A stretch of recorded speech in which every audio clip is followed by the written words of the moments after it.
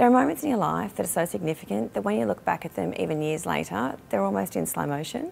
For me, that moment was about 17 years ago when I was at the airport. It was almost 11 years ago and I was in line with my friends at a pub out for the evening, nearing the top of the queue, when a guy walked by. He was supposed to be picking me up and he was so late that I thought he'd stood me up. But I turned around and there he was, looking frazzled but handsome in a tuxedo, and he had a ring for me. He asked me to marry him, and that was the moment that put me on track to the wonderful life that I have today. We had a little bit of a moment and I decided to go after him, but a 20-second moment of indecision resulted in me losing my friends but meeting my husband. So one day we came home from the paediatrician's office and it was around noon, walked in the back door to the front door of the house where I saw a man with a shovel standing on our front porch. It was my first pregnancy, my first doctor's visit and my first ultrasound, and he seemed to take forever squishing that stuff around in my stomach.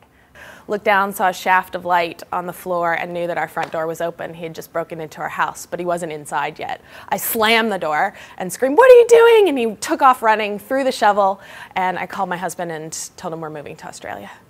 And then he looked up from the screen and he said those fateful words, "There's definitely 2 babies in there." And that was the day my life turned kind of scary, really wonderful and totally insane. I was at the beach with Emma. She was 2 at the time and going through a stage where she was running away a lot. She ran away from me along the shallow water and all of a sudden she just disappeared. She fell into a really deep hole.